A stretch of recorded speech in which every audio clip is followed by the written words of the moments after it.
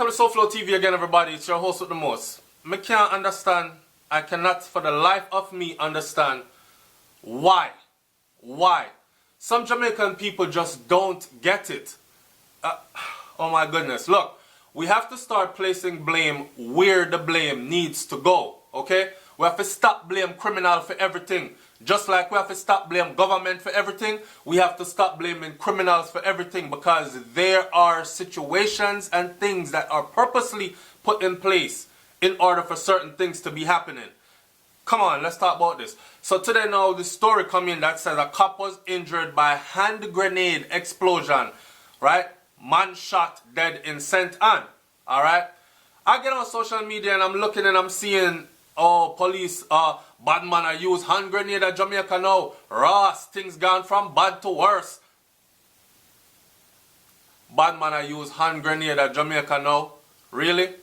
Let me address that for you real quick. But before I address that, I'm going to read you this article. Okay? Stay tuned, because you know how we do right here on SouFLoTV. So see it here. It says that Detective Sergeant from the Mobile Reserve was reportedly injured by a hand grenade, and an alleged gunman was fatally shot in a joint police-military operation in the Armadale area of Alexandria, St. Anne on Thursday night. The security operation, which is still underway in the Alexandria area, is geared towards apprehending suspects believed to be involved in the quadruple murder in Westmoreland on Saturday night. Initial reports are that sometime after 9 p.m. Thursday, the police came upon a house in the Armadale area. As the police approached, armed occupants of the house reportedly threw hand grenades at the lawmen in an attempt to escape.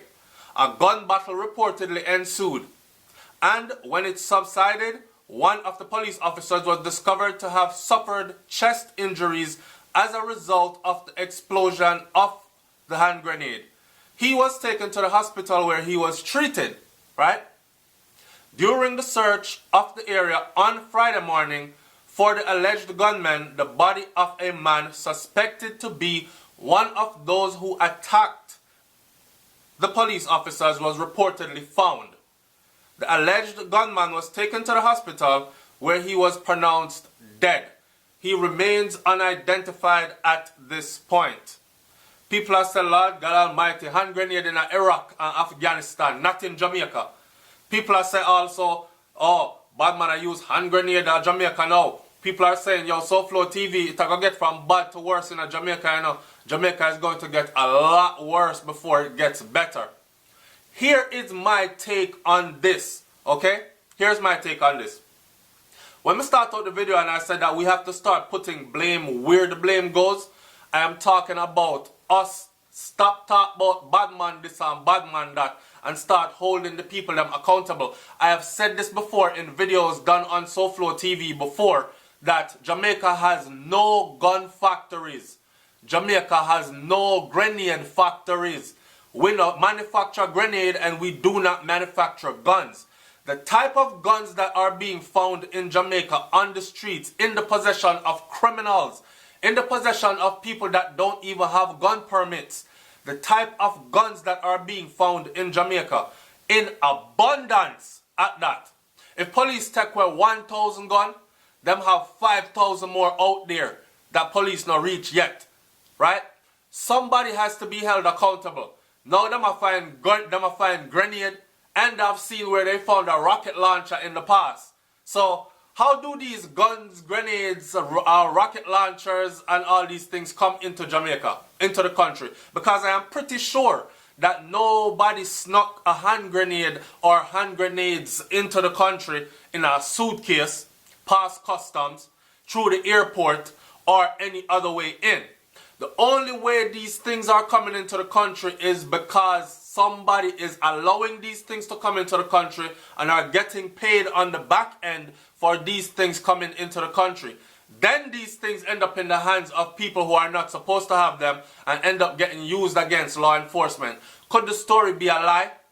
I'm not going to sit here and act like it couldn't be a lie, because I'm the same one that says, and I know many of you also know, that police shoot down people at Jamaica already and put gun on them and then talk about the man had a gun when the man didn't have no gun, right? Okay, so with that knowledge, I was not on the scene, so I cannot 100% say that this is correct or true what the police is saying, that grenade was thrown at them. I don't know that for sure. This could very well be a made-up police story. See, when we're looking at a story, we have to look at the story from multiple angles. We can't just take one thing and just let it feed into our brain and think that that is knowledge, that is facts, that is 100% correct, right? We have to look at it from many different angles. And me saying I was not at the scene, so I cannot 100% say if this is true or false on behalf of what the police has told, then that is just me saying that the story have more than one angles to it. Okay?